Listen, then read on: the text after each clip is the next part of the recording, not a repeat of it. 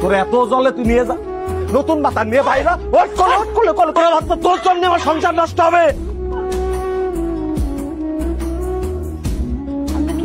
শরীর ঠিক আছে তো? রজনী বসে আছিলাম, মনে না করলে একটা কথা জিজ্ঞাসা।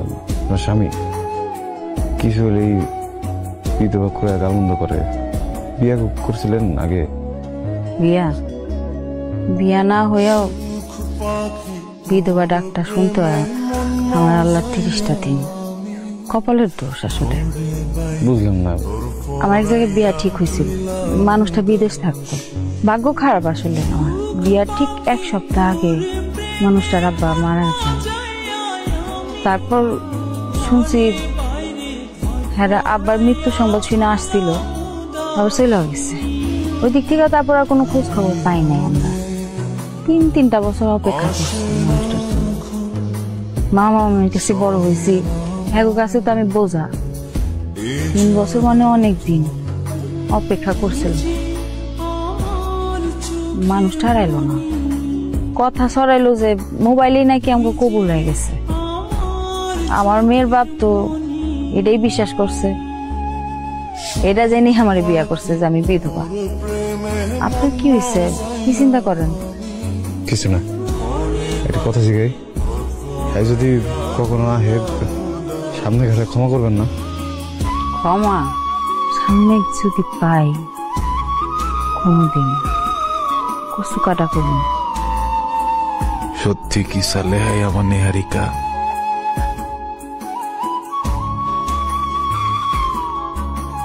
যার জন্য আমি তিলে তিলে মনের বাগানে স্বপ্ন বুনছি, যার জন্য বিয়ার শাড়ি কিনা রাখছি, সেই শাড়ি এখন আমি কারে পরাবো? আমার জন্য আজকে আমার নিহারিকা তুষের অনলে পুরা মরতেছে। এখন কিভাবে নিহারিকারে বলবো যার জন্য এতদিন অপেক্ষা করছিলা? আমি সেই হতভাগা, অনেক দেরি হয়ে গেছে।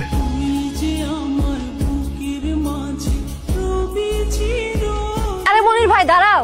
কি হয়েছে? কিছু কবি? তাড়াতাড়ি কর, দেরি হয়ে যেতেছে আমার। আচ্ছা মনির ভাই, তুমি কি কোনো কিছু বুঝো না? আব্বা কি শুধু শুধু তোমার এতগুলা টাকা দেয়?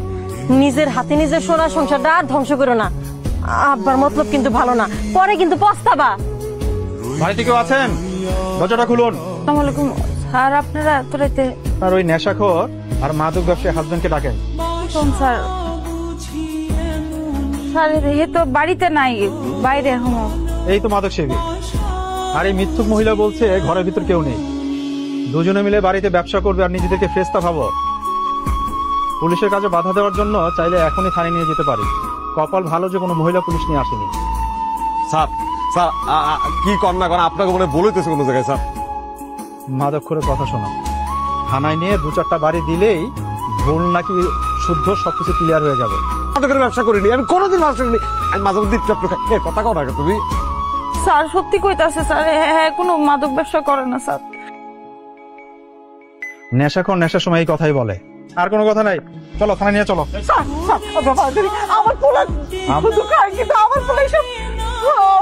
আমাদের কাছে কোনো বাধা সৃষ্টি করবেন না। আপনার ছেলে একজন মাদক ব্যবসায়ী, নেশাখোর। এই নিয়ে চলো। এই